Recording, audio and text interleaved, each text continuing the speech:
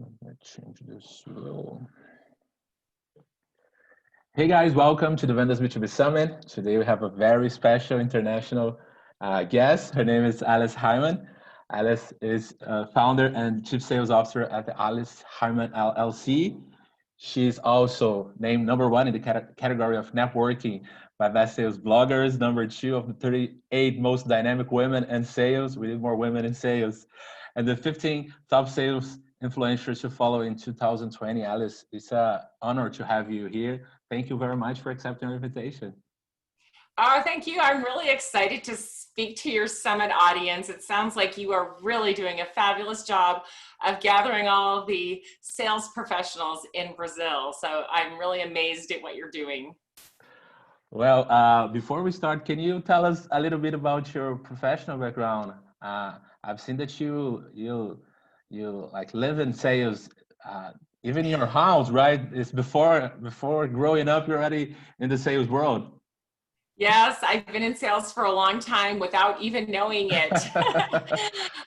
My dad was in sales my whole life growing up. And of course, many of you know that he co-founded the company Miller Heiman with his partner, Bob Miller, who unfortunately has now left this earthly world, but he was awesome. I knew him since I was 3 years old.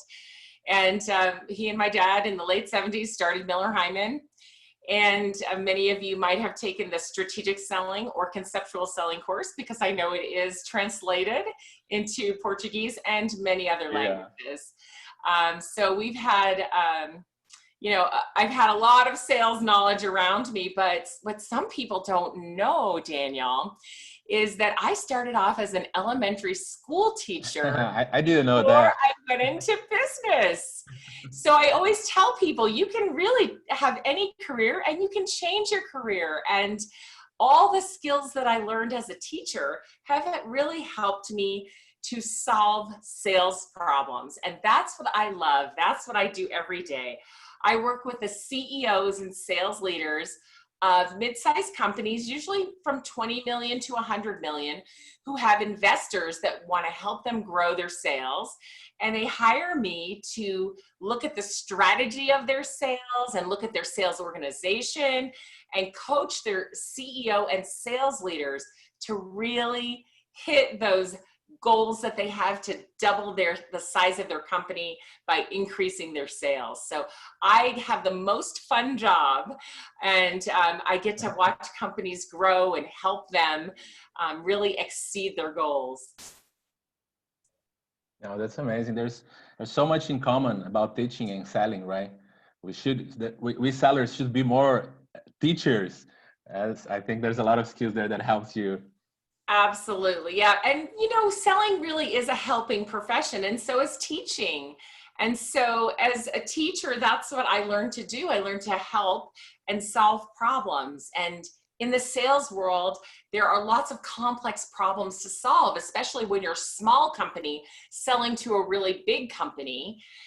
It's so much fun to navigate that and think about better ways that you can do it. So helping and solving, to me, that's what sales really is. Oh, great. So let's talk about sales. Alice, I want you to start our conversation talking about customer retention. We are in the middle of what we call a subscription revolution. And what I'm seeing is that even businesses that are not in the recurrent revenue model, they're realizing the importance of retaining customers. We cannot just get new customers and lose some customers and get 3 customers and lose 3 customers. So it's so important for business independent of their business model to retain their top customers to have sustainable growth. But people are struggling with that. How can we do it in this modern era that we're living in?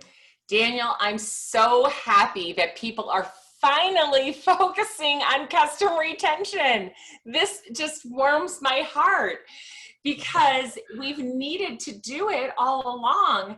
But with everything going on in the world today, It's given us a renewed focus on the customers that we already have, because finding new customers right now has gotten harder. It's not impossible though, so you keep selling out there, but it is harder. So many of my clients have completely turned their focus towards the existing customers that they have in order to ensure that their customers are very happy, very satisfied, and utilizing the whole product, especially with software. You know, people use such a small percent of the software they buy, and really getting user engagement with any of the items that they're buying. So what we want to do is focus on our customer, talk to them, build a team that cares about the customer. So the salesperson, the customer success person, the subject matter experts. We want our CEO and our sales leaders involved with our current customers to show them that we care about them and that we want them to succeed using our products, of course, but in general, we want them to succeed and that we're willing to do anything that we can to help them. Now, Danielle, that means you do have to apply extra resources. So the budget's going to have to come from somewhere. But without travel and unfortunately no live events, and our companies are still doing fairly well for the most part. I mean, of course, some companies have been hurt very badly by this pandemic, but many companies are still doing well. They can take those resources they were spending on other things and build a team around their customers. And I'll tell you something, one of the easiest things you can do to really appreciate your customers is just simply have your CEO send a note of thanks, a handwritten note of thanks in an envelope with handwriting and a stamp, and send it to the other leaders of that company and thank them for their business. But the most important thing is that you want to ask them, how are we doing? What else can we do? What else do you need? Are there products we could develop for you? How can we help you, right?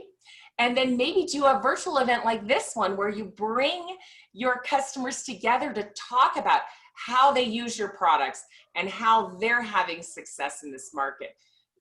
Those are some of the things you can do to really have a great customer experience and focus on that. And I think we all should be focused on extraordinary customer focus right now, extraordinary customer experience. More than ever, right?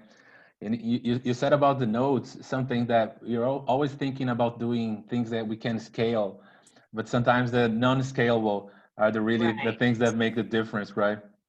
You said about the node. I read a study, I think it was from InsideSales.com. When they're using nodes to prospect before starting a cadence, they just send a handwritten note, and that like I think have a 700% increase of the responses. So something that simple, that it's not expensive at all, but we just don't do because we think we cannot make it scale. Right. Well, I have a habit of writing notes, and so I write about 5 or 10 a week, just depending on the week. And I send them out kind of randomly. Someone I haven't talked to for a long time, a previous customer, a current customer, a sales rep that did a great job. We can all do a little more of that, and it makes people very happy. No, that's amazing. And let's talk a little bit about, we said it's so important to be focused on the customer success and satisfaction. But for do that well, we have to develop our people, and I believe that growing people is the key to grow sales, because sales are our machine. That's not what delivers our results. And in my experience, coaching is the best way I know to do it. It's so transformational to a company, to a sales organization, when they start doing coaching as a systematic thing. And I was reading that 97% of sales managers don't have the necessary coaching skills. I think it was a study from OMG, Objective Management Group. what do you think? What is the importance of coaching to a sales team, and what tips can you give us to a sales manager about coaching their sales team? Well, coaching is so important, and we can provide coaching in so many different ways. I think we don't even realize it. But you do need some skills for coaching. Most of them are the same skills you need for selling. You need to be curious. You need to ask good questions.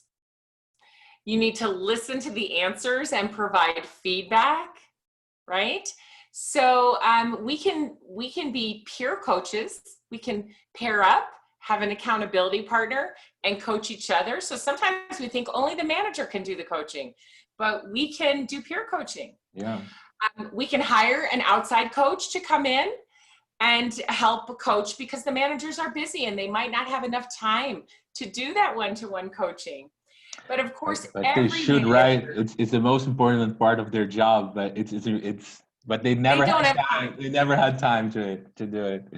And why don't they have time? Because they have senior leadership, CEOs. I'm going to blame it on you.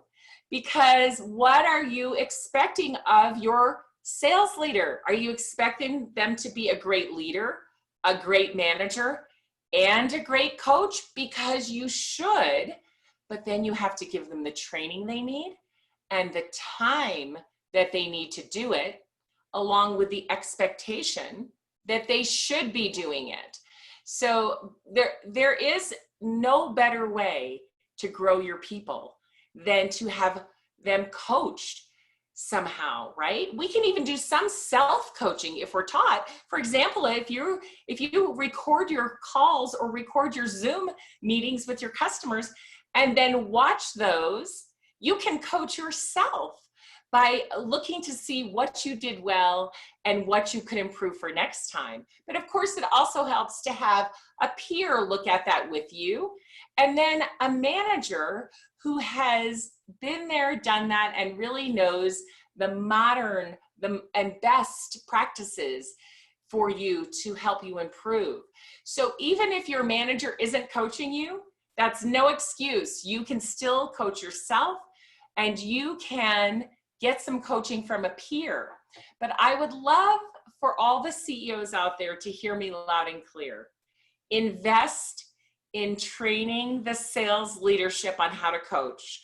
Not just those sales leaders who coach the frontline salespeople, but their leaders. If you have a CRO or a CSO or a VP of sales or directors that the sales managers report to, they need to model that as well, and they need to coach the other sales leaders.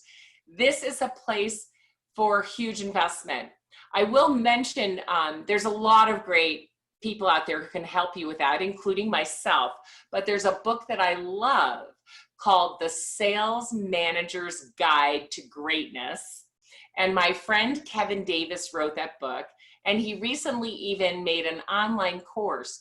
So it's easy and affordable to learn how to be a great sales coach.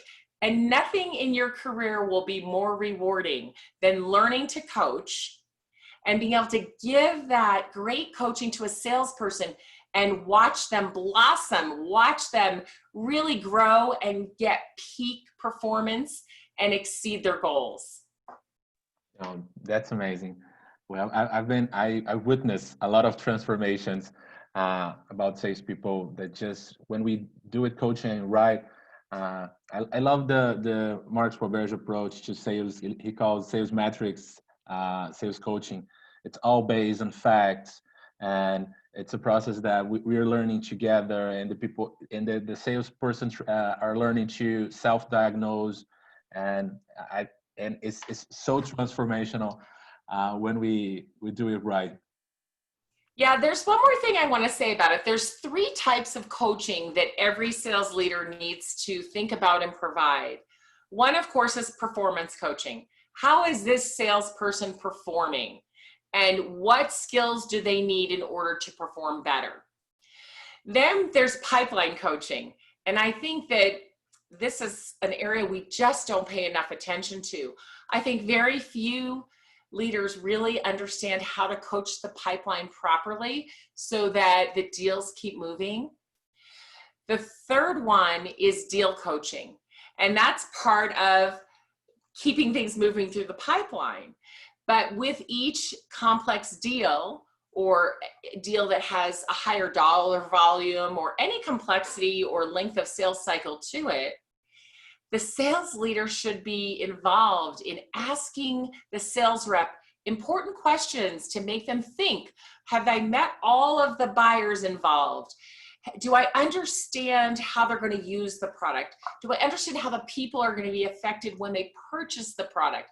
Have I helped them understand how we can help them be successful? So we do need to provide those three types of coaching: performance coaching, pipeline coaching, and deal coaching. Great. Yeah, they're all so important. And Alice, I want to talk to you a little bit about it's a topic.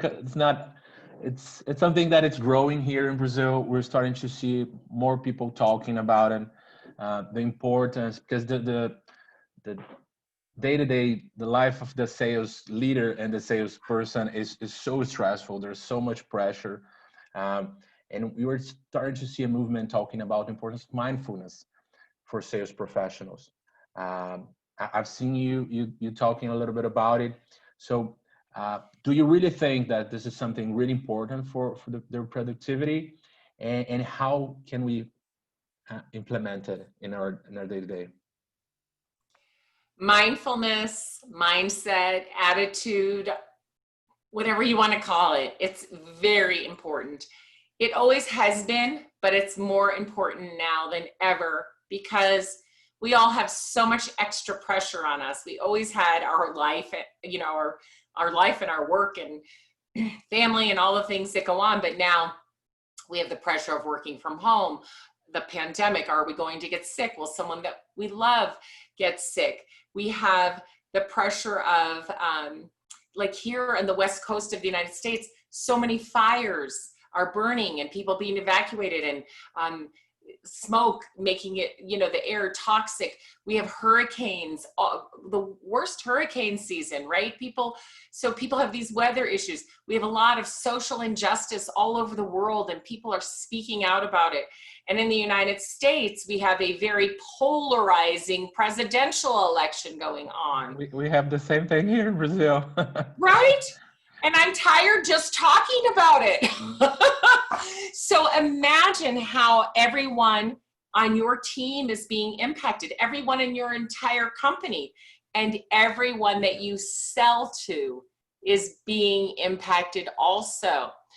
So if we are not mindful, we're going to have a much harder time selling right now. But the mindfulness starts at the top of the organization. Starts with your CEO, your leader, your whole C-suite. If they don't demonstrate mindfulness, if they don't practice mindfulness, it's going to be hard to get everyone on board for that. But it doesn't matter, because even if they don't, you can take care of yourself. And that's number one for sales leaders.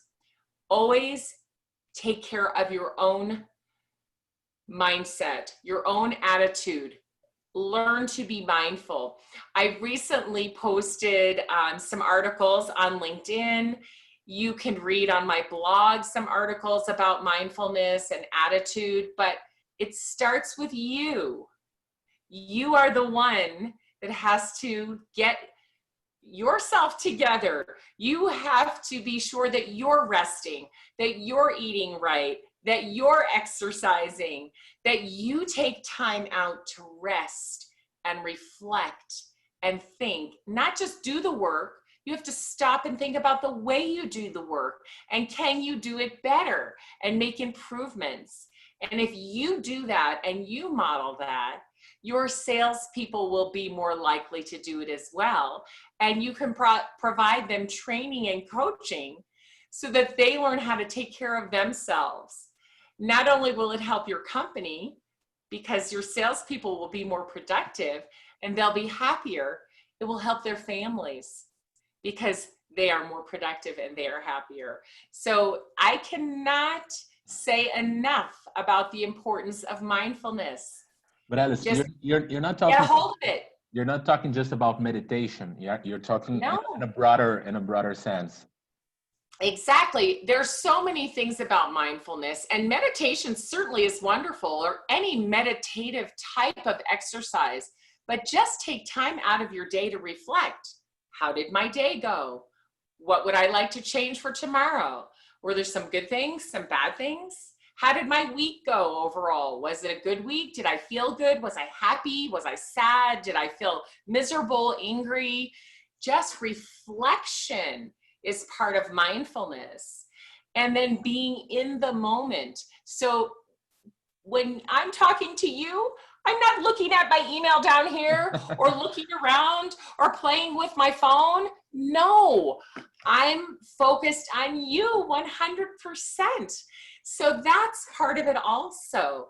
Be in that moment and take it all in.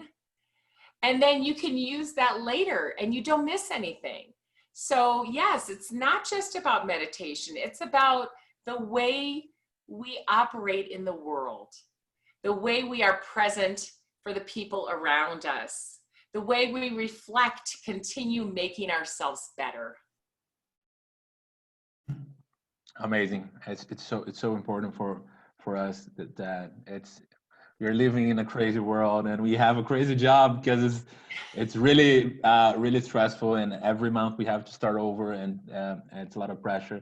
And We have a lot of pressure to make our goals. With all the other pressure I mentioned, there's all that sales pressure, and then a lot of people are worried, will I lose my job? Yeah, Because some companies aren't doing well. definitely. Alice, let's shift a little bit topics here. I want to talk a little bit about events. It's something that's so important for me, for us, for our community. And I've seen you attending and speaking at so many events, but with COVID, the live events have stopped. Some companies are trying to go online, doing events like us. And I know you've been involved in several of those. Will this replace live events? What is missing in this kind of event? What is working and what is not? What do you think? Well, people like you and me want to gather. So we're going to gather at some point again. Yeah.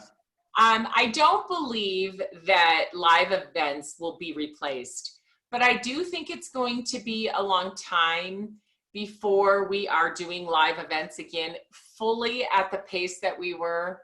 Because even though the vaccine is coming, it will take a long time to have enough vaccine for the whole world.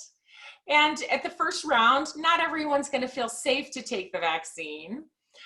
So we're still going to have to be careful, do all the things, wash our hands, wear our face masks, don't go out if you're sick, right? Don't spread your germs. All that is, I think that's just good learning for all of us. We're all so much healthier because of those practices. But I do believe we will bring live events back safely. Some people are already doing it. They're bringing live events back outside where the weather permits, indoors where we can space people out.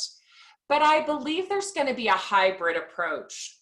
And I think it's really going to be better for everyone, because as with any live event, even if you can draw a large audience, there's always some people who can't come either because of travel or because they have small children and no one to care for them, or some other reason that they can't make it. But if they can tune in from their own home and enjoy the conference, so we have people there live and we have people there tuning in from anywhere in the world. It also makes like your event in Brazil accessible to the entire world when it's recorded or live streamed. So I think that we are going to learn more and better ways to be able to share the knowledge in person and online simultaneously, which is going to be a feat of technology in some places because the bandwidth isn't enough to always stream. But again, we can record and then share later, even the same day. We can record it and just an hour later or less, they can be watching it, so they can still be almost real time. So I love this idea of hybrid events. Right now, what's happening though is mostly everyone has put their event online. So I think people are getting a bit fatigued. Yeah. At the beginning of COVID, we had a lot of online events and everyone was clamoring to get to them because they wanted to do something. Now we've had a lot of events and people are getting a little bit fatigued. And I think the quality of the events is a bit disappointing. There's a lot of platforms out there and a lot more, coming. Everybody's trying to get into the virtual event game. And some are doing like live in studio with the speakers, broadcasting out. Some are doing it this way, the way that we are. Some are using platforms to allow people in. And I think that we're getting better at it. But for the most part, it's really difficult because some people aren't used to speaking online and they don't know how to use their voice and their inflection and their hands to make it interesting. So they're just kind of a little talking head like this, and that's not very interesting, right? And then we're lacking the networking that we get in person. It's hard for me to give you a hug right now because we're not here together, and we don't get to have a conversation, have a coffee, or have a cocktail together or a meal together. So we're missing that part of it terribly. So it will come back. But I do believe, Danielle, that we can do a better job with networking. I believe that we can include events in between the content, the speakers. We can include events that are for networking and break people into small groups. I believe there are many apps out there that people can use to meet other people. You download the app, you fill out your profile, you find other people, and you schedule a meeting with them and do a call like this where you can see them with video. So I think we have to get better at being more entertaining when we're doing an event and providing a variety of activities, not just speaker after speaker after speaker, a little music, a little magic, a little cooking class, a little wine tasting, change it up a little bit. And I see some groups doing this, and I think it's phenomenal. But we have to mix it up a bit, do a little more of edutainment, and then figure out how to get that networking component in, because I do go to conferences to learn. But most of the learning is the conversation that happens in the hallway, the people you meet and talk to afterwards. That's where a lot of the learning takes place. And if we're going to do things online, we have to learn how to do that better. Yeah, I'm guilty about that. We'll work to improve our networking part of the event. Something that you said me before is something that I'm thinking about how we can improve. And you were right. We have to bring some other elements to the event. I have a lot of homework here, but thanks for the tips. And Alice, I'm asking this to all our speakers. We are going through a very hard time, but it's also it's a time for us to learn. And there's a lot of good things about that, about inside sales. A lot of people who were struggling or reluctant to go online, now they had to, and they're starting to enjoy it. A lot of companies learning a lot about this moment. So what was your main lesson? What do you learn about sales during this pandemic that we're living in? Yeah. Well, I may have a different opinion than some other people that you talk to, but mainly what I'm learning about sales out there is that good selling is good selling, and good selling will prevail. So we all need to sharpen our sales skills. We all need to get better at it. We can't just continue sending more emails. We can't just continue making more cold calls. We cannot send any more horrible messages through LinkedIn. I don't want your sales message on my LinkedIn. I'm sorry, I don't. Okay.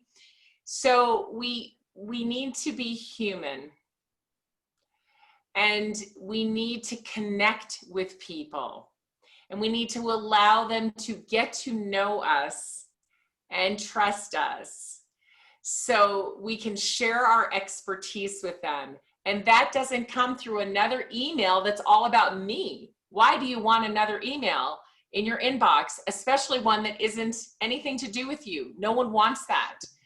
So good selling skills tell me that I need to give you the opportunity to know me and trust me and allow me to share my expertise with you, because then you will be interested and you will ask me questions and I can ask you questions, and we can possibly get into a conversation about what you need and if I can provide that.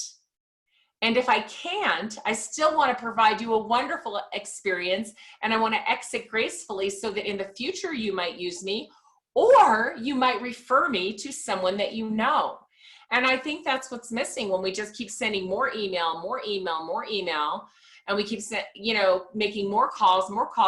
The percent of people who respond is so minuscule. Maybe you send 1,000, or you send 1,000 emails, you make 1,000 calls, you send 1,000 LinkedIn, and you get maybe one person to respond. That it's crazy. We have to learn how to be great sellers, which means we have to be first and foremost there to help and solve. And I just don't see that. I see people pushing their products. I see people sending more information about their products and services and talking about themselves over and over again. They're not even telling the stories of their customers who have succeeded, which would be better. They're not trying to show the person that they have a valid business reason. My time is precious, Daniel. Why should I spend it on the phone with you? Why would I give up my precious time, especially when all this craziness is going on? I've got a lot to do and I've got a lot on my mind. So good selling skills are what we need. And we need sales leaders who can train those skills and coach those skills. That's the truth. Before, maybe you could go to a conference, take people to dinner, take them to a ball game, take them fishing, spend a lot of money on expensive wine and food or something. And that kind of, entertaining, maybe that helped you catch a deal, right?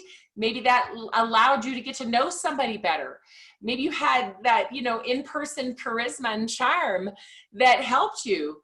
But now you don't have any of that to use. So you have to rely on good selling skills.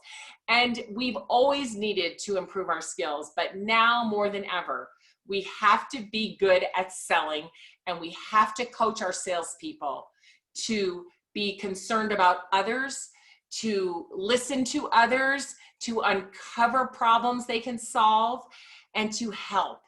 And when they come with that attitude towards someone, that person is more likely to want to have an appointment with them and spend time with them.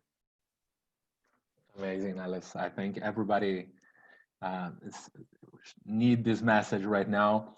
We are so loose with tools and automations, and sometimes we are missing the core things that a real seller have to have. Thank you very much, Alice. It was a huge pleasure and an honor to have you here. If people want to know more about you and about your work, where they can find you? Well, they can find me on my website, aliceheiman.com. And I would love to connect with you on LinkedIn. But I have one request. If you ask me to connect on LinkedIn, please type a message and tell me that you saw me here with Danielle. And that's why you'd like to connect with me. And that way I'll know. And I would really appreciate it. Thanks, Alice. Thank you very much. I hope to see you here in Brazil soon. You have to come. Thank you very much. Have a great day. Thank you. Bye-bye.